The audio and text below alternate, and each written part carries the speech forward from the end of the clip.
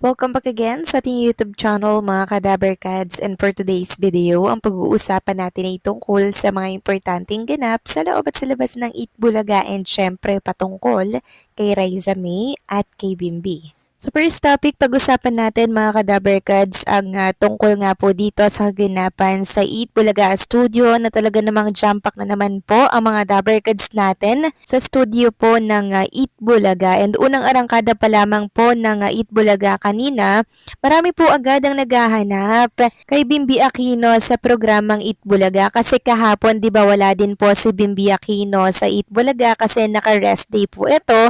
Tapos si Raisa May ay nasa sugod bahay mga kapatid naman. Kaya super excited po ang mga viewers natin online at mapa-television na makita sila together ni Bimbi at Raisa May. Kaya marami na naman po ang dismayado mga Kadaberkads. Pero present naman po si Raisa May dito po sa studio naman siya. Ngayon, marami na naman po ang nagtatanong mga Kadaberkads kung bakit wala daw po si Bimbi ngayong araw po ng Friday dito po sa Eat Bulaga. 'Di ba? Yan na naman yung madalas nating katanungan. So lagi po nating tatandaan na kaya wala po si Bimbi sa Eat Bulaga, parte pa rin po ito ng kanyang rest day. May time po kasi na 2 days pong nag-RD or nagre-rest day si Bimbi sa Eat Bulaga. May time naman na Webes lamang po, pero madalas talaga 2 days yung rest day niya mga Kadaberkads. Ito ay dahil sa kanyang mga commitment sa labas po ng Eat Bulaga mga Kadaberkads. Ito po yung sinasabi ko sa inyo na sa oras po na magkaroon ng project si Bimbi outside Eat Bulaga,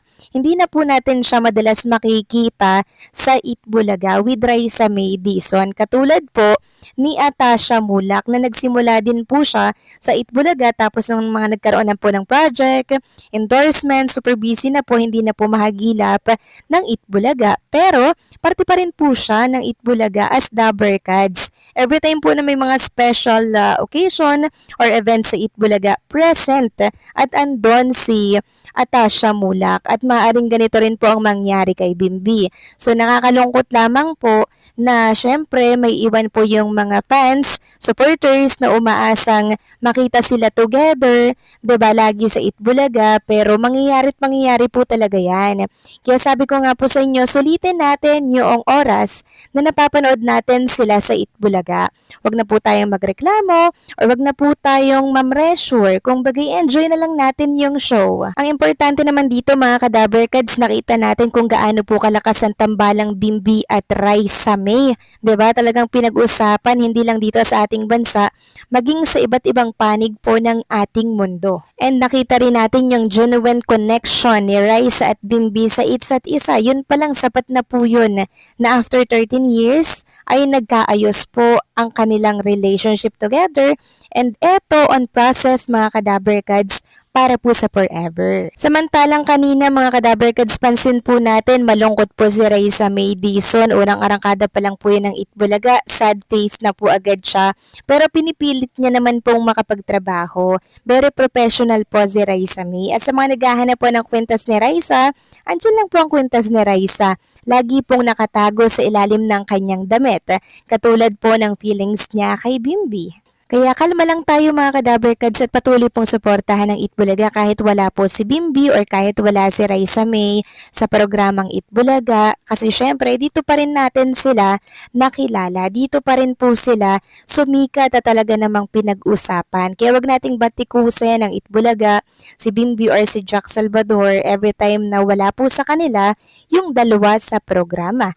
'Di ba? The show must go on mga Kadaberkads at enjoy natin yung moment kung ano po ang napapanood natin dyan. Kaya relax lang po tayo mga Kadaberkads, okay? And wag tayong masyadong mamroblema, wag tayong masyadong mamressure sa mga napapanood po natin sa Eat Bulaga. Ang importante dito, si Raisa at Bimbi, talaga namang napakaganda po ng relationship sa isa't isa. Maging ang family niya po, sa family po ni Raisa is maganda rin po mga Kadaberkads. Kaya wala po tayong dapat ika-worry kung wala man si Bimbi or si Raisa sa Eat Bulaga every time nanonood tayo ng programa. Samantalang pag-usapan naman natin mga Kadaberkads ang matinding pinaghahandaan po ni Bimbi para po sa kanyang recording career. Ayon nga dito sa lumabas na write-ups, may bagong career chapter na si Bimbi Aquino matapos ang matagal na pagtutok sa kanyang mom na si Kris Aquino. naghahanda na siyang sumabak sa recording sa ilalim ng Star Magic. Matagal na rin siyang kumukuha ng voice lessons para sa bagong journey na ito. Kamakailan, nagkaroon pa ng meeting si Chris kasamang Star Music executives tungkol sa career ni Bimbi.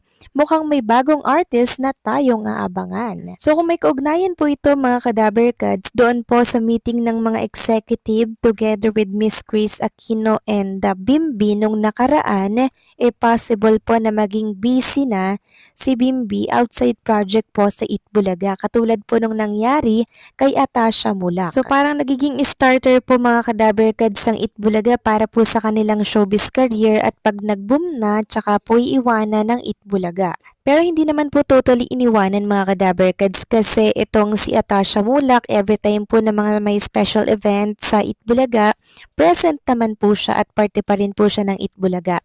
Yun nga lang, hindi na po ganun kadalas natin siyang makasama kasi nga po busy na sa kanyang project. And sana hindi naman ganito yung mangyari kay Bimbi. Kasi paniguradong marami pong maybe supporters ang masasaktan pag nangyari po ito. Samantalang talakay naman natin mga Kadaber Kads ang naging statement po ni Vice Ganda patungkol nga ito sa TBJ at sa pagpirma niya po sa Media Quest sa kanyang panibagong project. Ayon dito, Vice Ganda nagsalita tungkol sa TBJ.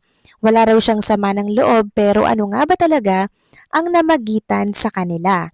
Matagal at dumaan sa masusing proseso bago tuluyang naisakatuparan ang pagpirma ng kontrata ni Vice Ganda sa Media Quest Holdings na pag-aari ni Manny B. Pangilinan. Sa opisyal na pagpasok ng TV host comedian sa Media Quest na kinabibilangan ng TV5, ipinakilala siya bilang Queen of All Networks sa isang ceremonial event na tinawag na The Phenomenal Partnership. Inamin ng Unkabogawa box office superstar na noong una ay nagdalawang isip siyang tanggapin ang alok ng Media Quest. Isa umano sa mga dahilan nito ang naging pagtatapos ng pag-ere ng It's Showtime sa TV5 noong 2023. Inamin ko, medyo sumama loob ko pero 'di ba? In this industry naman, we don't burn bridges. So ako, dahil nagustuhan ko ang layunin nila, I eventually said yes. Kasunod nito, tinanong din si Vice kung nagtanim ba siya ng sama ng loob kina Tito Soto, Big Soto at Joey De Leon or TBJ matapos mapunta sa TV5 ang Itbulaga. Kasunod ng pagkawala ng It's Showtime sa network. Ayon po kay Vice, wala akong sama ng loob sa TBJ ha. TBJ has nothing to do with it. Wala naman akong relationship or deal with them. Hindi naman sila yung nakasakit sa akin. Wala naman silang obligasyon sa akin. TBJ was just doing their job also as well. As entertainers, yan po ang sinabi ni Vice Ganda. Nagustuhan ko mga Kadaber Kads yung pagiging totoo sa sagutan po nitong si Vice Ganda. Inamin niya nang talagang nasaktan po siya nang inalis pa ang It's Showtime dito po sa TV5 pero wala siyang sama ng loob sa TBJ dahil wala naman daw pong obligasyon sa kanila ang TBJ or walang deal sa It's Showtime ang TBJ or ang Itbulaga kundi ang Media Quest or ang TV5 nga po ang nakakaalam dito. Kaya kudos kay Vice Ganda kasi talaga namang kahit na ganun po ang kanyang naramdaman, still tinanggap niya pa rin po yung alok ni Mr. Manny V. Pangilinan. So paano mga Kadaber Kads, hanggang dito na lamang po ang update natin at maraming salamat sa inyong patuloy na pagsuporta.